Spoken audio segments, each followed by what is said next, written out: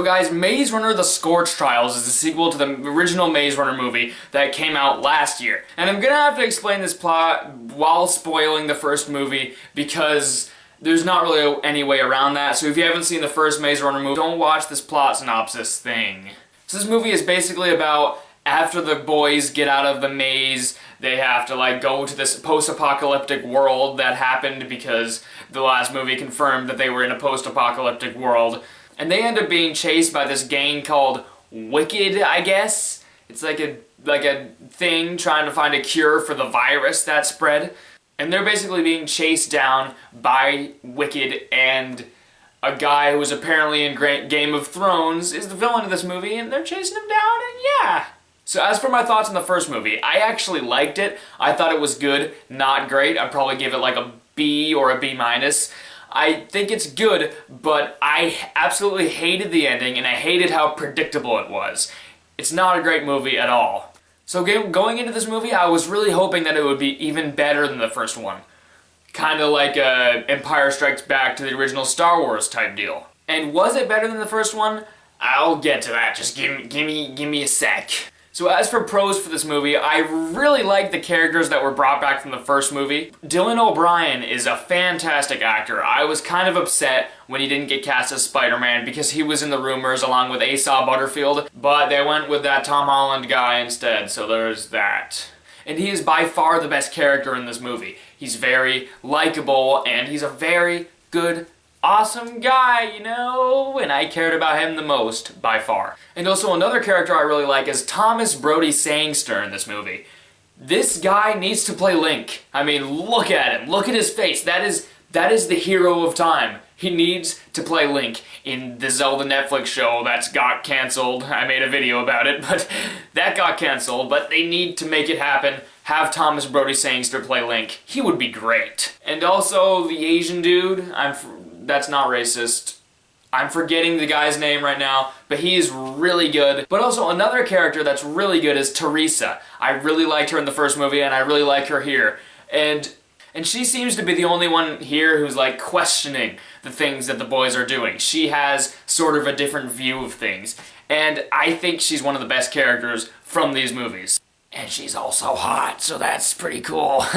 So one thing I really like about this movie is the first half of the movie is very suspenseful. The action is very good in the first half, and they have a lot of fights with zombies and stuff like that, and it's very, very suspenseful and really cool. They fight against like these really creepy zombie things, and I was on the edge of my seat during these scenes. They were really well done, and I was very invested in the first half of this movie. But the second half is when this really goes downhill. The second half starts with this really weird scene in like a bar, and you feel like you're on an acid trip, and it feels so out of place. It's just such a weird scene. I'm not going to say too much about it to avoid spoilers, but it's such a weird scene.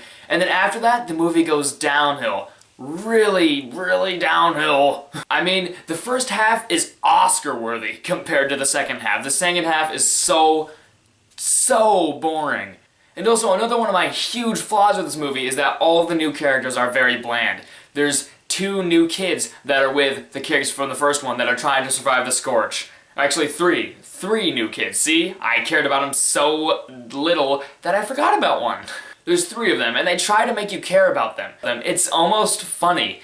Like, there's like this one scene that's really dramatic that, like, has to do with one of the newer characters that are with the boys. I'm not gonna say anything about it, but they try to make you like cry in this scene, but you don't even know this character, so there's nothing. It's just all 3 new boys weren't really fleshed out enough, and I didn't care about them at all. And also there's 2 other new characters. Now one of them is, I'm forgetting her name. I'll put up a picture. I forget what her name is. I did not think she was very good. She was just like a generic character, and I didn't care about her at all, especially because there's one scene that involves her and some glass, and it's completely ripping off Lost World, Jurassic Park, and They try to make it so suspenseful, but you don't even know this character very well yet because she wasn't in the movie very much before that little sequence, and you don't really know her yet, so there's no suspense there. You don't know her as a character, so there's no suspense and you don't care about her. And also another guy who's apparently in Breaking Bad, they like to put a lot of people from popular shows in this movie. He seemed really cool at first. He seemed like he was going to be one of my favorites, but after the second half where everything goes downhill, he just becomes bland like everything else in the movie when the second half happens. And also the villain of this movie, or actually there's kind of two. The guy from Game of Thrones and what's her face, the old lady that they show a few times in the first movie. Both of them are bland. And this is also the first time we've really had a villain. Since the first movie, the villains were the Grievers. They were just like monsters. And this is really the first time we've had a villain in this series. And both villains are very, very bland and not good. And also there's a twist at the end of this movie. And it's not surprising at all. I saw it coming from the beginning. I knew it was gonna happen. And it's like, it's supposed to be so surprising, you're supposed to be like, no, even though you're not like that, because you don't care about most of the characters, and the twist was so predictable. So guys, overall, I was very disappointed by Scorch Trials. The first movie is much better. Even though it's not great, I really enjoyed the first movie. I thought it unraveled very well, there was a lot of mysteries that got unraveled as the movie went on. This is just a generic movie with bland characters, and the second half that really sucks compared to the first. So I'm gonna give Maze Runner: The Scorch Trials a C+. It's not a terrible movie, it's just middle of the road mediocre. So guys, if you saw Scorch Trials, comment talking about it and stuff, you know? Do it. And also be sure to like this video, be sure to subscribe, be sure to follow me on Facebook, not Facebook, Twitter, and Instagram, and all that. Yes, do it. Do it. Bye-bye.